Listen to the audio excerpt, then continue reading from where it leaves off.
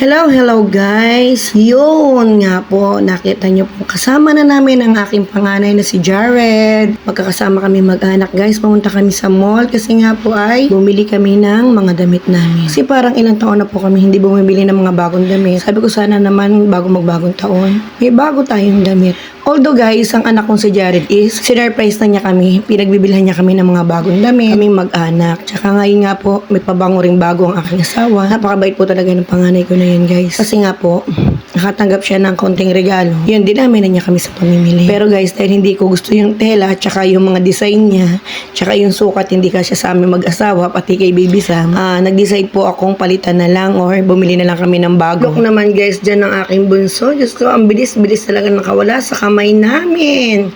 Ayan po, sige, habol lang aking asawa. At to the rescue naman tong aking panganay.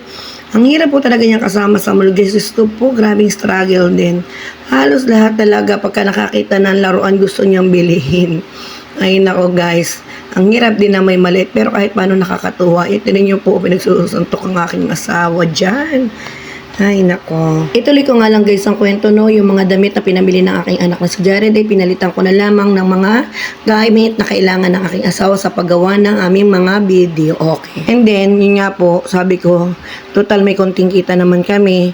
Yung mga unexpected po na rental, sabi ko yung kita natin dito, dahil nga po merong nag-rent sa amin this oras ang gabi. Siguro kumita kami doon ng 2,400. Sabi ko, sige, itong 2,400 na to ay ibibili natin ng mga damit. Kasi unexpected yun guys. Nakita ko lang online. Natutuwa ako guys in a way na syempre may blessing na dumating sa amin kasi kita yun kahit paano.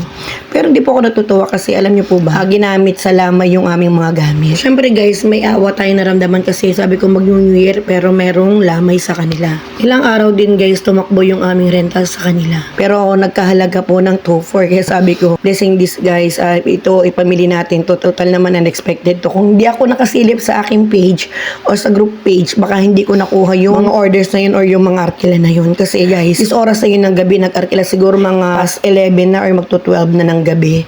O thank you Lord kasi nga po nakuha ko yung mga arkila na yun.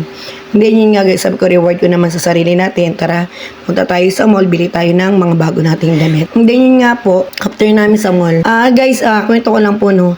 Pinili ko talagang isama dyan ang aking anak na si Jared. Although napakarami namin deliver. Sabi ko, ayoko namang bumili ng mga damit niya na hindi ko siya kasama dahil gusto ko yung fit talaga sa kanya tsaka yung gusto niya talaga. Tsaka syempre ang aking asawa at anak. Kailangan gusto nila yung mga bibilhin ko para sa kanila.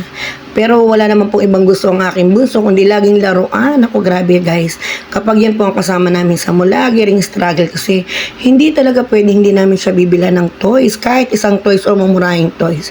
Di nga guys, after namin sa Robinson, pumunta na kami ng Pure Gold at doon na kami nag-groceries para sa mga panghanda namin at para din po sa mga, sa ibinigay ko dun sa mga top engager natin. Mas pinili namin dyan bumili guys, hindi sa groceries ng Robinson kasi alam po natin na mas cheapest ang mga presyo dyan sa Pure Gold. Nagtipid po kami dyan ng konti kasi po, konti talaga lang pinamili namin. Sabi ko, gusto kong this year naman maranasan natin yung pagtitipid para kahit paano makabayad din kami ng mga pagkakautang at kahit paano makaginhawa naman ng konti sa aming buhay.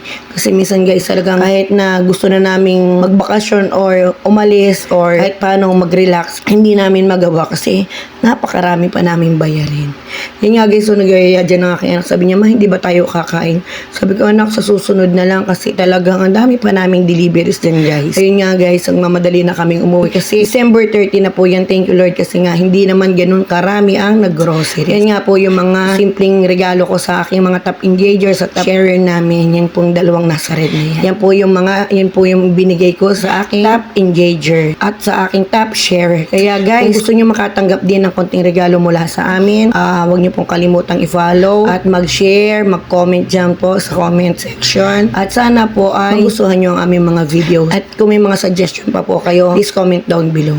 So yun lang guys. Again, thank you. Please don't forget to follow, like, and share. God bless us all guys. Happy New Year po. Ayan po ay December 30. Natutuwa ako kasi kahit paano ay nakapag-reward ako para sa amin. At yun nga, nakapag-groceries na rin that time.